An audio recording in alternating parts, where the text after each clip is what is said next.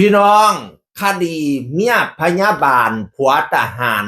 ผู้คู่นั้นเป็นสู้มีคนหลายคนก็เห็นใจเมียหลวงผู้เป็นพยาบาลว่าโอ้ยเฮ็ดจังไดเนาะคดีสิไปฮอดใดเนาะสิมีคนมาช่วยเหลือบ่เนาะบ่ต้องเป็นห่วงทนายชื่อดังระดับประเทศเข้ามาดูแลคดีนี้ให้คุณเมียหลวงเรียบร้อยแล้วคุณพยาบาลเรียบร้อยแล้วทนายไส้ผัดเราดังดีไปโหนกระแสหลายเที่ยอยู่ออกทีวีหลายช่องพี่น้องเอ๋ยแล้วบอกว่าไม่มีความเจ็บปวดใดสำหรับลูกผู้หญิงเท่ากับคำว่าถูกนอกใจว่าซั่นทนายไส้ผัดบานนั่นน่ะคดีเมียหลวงโหนกระแสวันนี้เดี๋ยวผมจะดูแลให้ครับทุกคนไม่ต้องเป็นห่วงทนายผัดดูแลเองเราเป็นทนายเมียหลวงพี่น้องเอ๋ยทนายเมียหลวงเท่านั้นไม่รับจ้างเมียน้อยทุกกรณีเราซอยเมียหลวงอย่างเดียวเมียน้อยสิจ้างเท่าไหร่ก็บ่เอาทุกกรณีอย่าสุมาเว้านำพะนะว่านั่นน่ะความผิดทางวินัยสำหรับผัวทหารและเมียน้อยคู่ผู้แอบแซบมีโอกาสถึงไล่ออกว่าซั่นละว่านั่นน่ะเพราะว่าเคยมีคำพิพากษาคดีที่คู่น่ะไปเล่นสู้ไปกับผัวเขาเจ้าตอนนั้นแห่งภาพบ่ชัดเจนซ้ำนี้ซ้ำก็ยังถูกไล่ออกเลยมันมีคดีตัวอย่างว่าซั่นละว่านั่นน่ะแล้วบอกว่าโปรดแล้วหนึ่งแล้วบีว่าไงความยุติธรรมต้องมีทุกคนควรได้รับมาตรฐานเท่าเทียมกันว่าซั่นว่าคุณครูอย่าหาทำเล่นนะบอกเลยอย่าทำเล่นอย่าทำเล่นแล้วบัดนี้ก็มีเพียนคุณครูหลายผู้หลายคนเนาะมาแสดงความเห็นอกเห็นใจกับครูบีบอกว่าครูบีน่ะปกติน่ะโอ้ยเป็นผู้เรียบร้อยมารยาทดีต้องถูกผู้ชายนั่นละมาวานล้อมมาหลอกลวงแน่นอนเลยปกติครูบีน่ะเรียบร้อยคือสิตายเนี่ยพระสันว่านั่นน่ะผู้เพิ่นเมียหลวงน่ะกระโพดพวกบักโมบักแตงเป็นหยังคือเฮ็ดเลี้ยงน้อยให้เป็นเลี้ยงไงทำลายอนาคตสามีแล้วก็ทำลายลูกผู้หญิงนำกันพร้อมคู่บีเขาก็มีครอบครัวดีเจ้าคือเฮ็ดเลี้ยงน้อยให้เป็นเลี้ยงไงเพียนครูหลายคนออกมาวิจารณ์อย่างนี้พี่น้องเอ๋ยทนายไส้พันกับตอกกลับเพื่อกันหรือถ้าครูที่โรงเรียนเห็นว่าเรื่องการแย่งผัวคนอื่นเป็นเรื่องปกติและเข้าข้างกันผมก็มองว่าควรตั้งคณะกรรมการสอบและสั่งออกให้หมดเด็กรุ่นใหม่รอเป็นครูเยอะแยะประสันวานะทุกเจ้าสิเข้าใจว่าการญาติผัวผู้อื่นเป็นเรื่องปกติเป็นเรื่องเล็กเรื่องน้อยสติคุณครูนี่ก็ได้เนาะทางเปลี่ยนและคุณครูเป็นแม่พิมพ์ของชาติด้วยข้าเจ้าก็เลยบอกว่ามาตรฐานคุณครูนี่จะสูงมากทำผิดข้อลอกแค่แรกนี่โอ้ยศาลพิพากษาโทษหนักนะอันนี้ทำผิดถึงญาติผัวคนอื่นนี่โอ้ยจะหาว่าเป็นเรื่องปกติเลยคุณครูเอ๋ยอย่าเข้าข้างกันให้มันโทษมันโพแล้วถามอีกว่าอยากถามว่าครูทั้งประเทศเห็นว่าเรื่องครูบีผิดหรือไม่ควรได้รับโทษอย่างไรคุณครูตอบเราไปเด้อคุณผู้ใดเป็นครูล่ะตอบเราไปด้วยครูบีนี่ผิดบ่ว่าซั่นว่านั่นน่ะข้าราชการเป็นสู้หรือมีสู้ควรไล่ออกสถานเดียวหรือไม่ว่าซั่นถามแล้วถามอีกพี่น้องเอ๋ย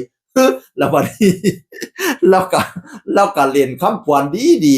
ตื่นมากก็โวบีเต็มเบิดฟีดว่าซั่นโวบีหมดกระแสวันนี้ทุกคนถามเป็นเสียงเดียวกันว่าโวบีอยู่ไหนโบบีอย่าผวนกลับโบบี ถ้าบียังหายก็เจอหมายสารบียังหายมายัง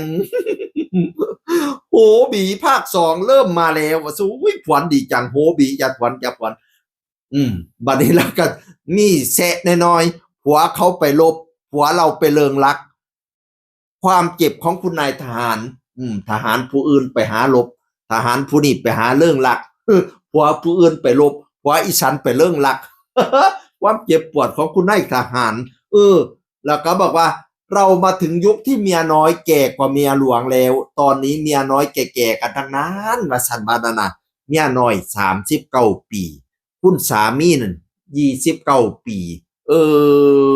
มากินผู้เฒ่าเนาะผู้นี่บ่าวนี่ก็ได้ผัวเขานี่ก็ได้ไม่ว่าจะจดทะเบียนสมรสหรือไม่จดความเจ็บปวดของลูกผู้หญิงที่ถูกนอกใจมันไม่ต่างกันตอนนั้นแล้วสิโจทย์บ่โจทย์ก็ตามจุ้มเจ้าไปนอกใจเขาเจ็บปวดเป็นแน่นอน